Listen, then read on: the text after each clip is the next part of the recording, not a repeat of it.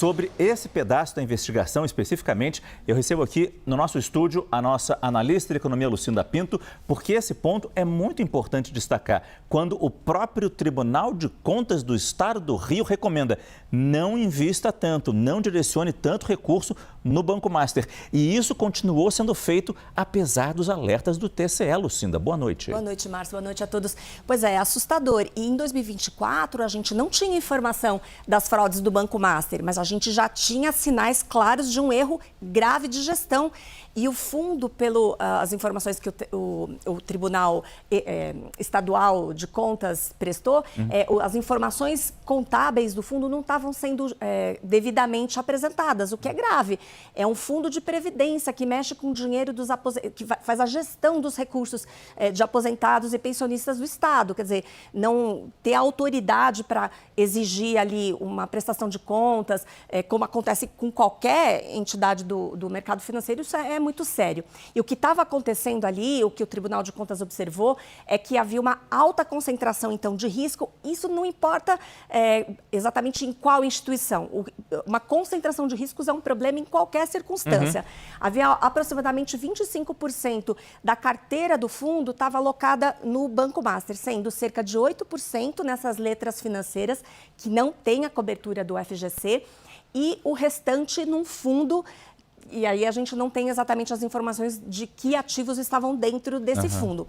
E, aliás, existe uma regra, na verdade, que limita a quantidade de fundos de investimento nos quais um fundo de previdência pode aplicar. E aí o Rio Previdência também estava descumprindo essa regra.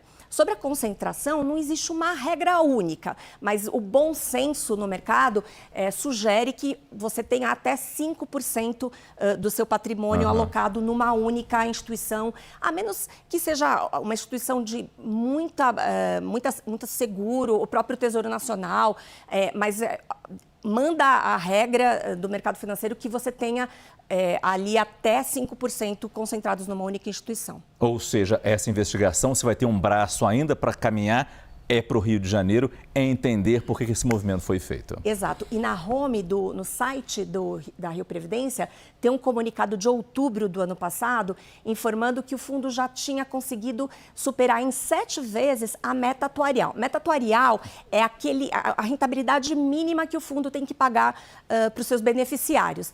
E o fundo estava ali se gabando, né, da informação de que eles já haviam superado em 7 vezes essa meta atuarial. Isso por si só também é um motivo de preocupação, porque não é papel de um fundo de previdência entregar uma rentabilidade tão mais alta, porque ele é um fundo de longo prazo. Ele precisa garantir que os investimentos, que os ativos daquele fundo nos quais ele aloca, eles tenham uma rentabilidade estável ao longo do tempo para que ele possa ir pagando por 10 anos, 20 anos, 30 anos os seus beneficiários. Então, não é indicado que ele coloque o seu dinheiro em ativos de muito risco, que vão oferecer uma rentabilidade mais alta, como era o caso do Banco Master, mas que podem se mostrar uma má alocação em outro momento, exatamente como a gente está assistindo aqui. Essa é Lucinda Pinto, nossa analista de economia, que volta ainda nessa edição do CNN Prime Time. Obrigado por enquanto, Lucinda. Obrigada, Márcio.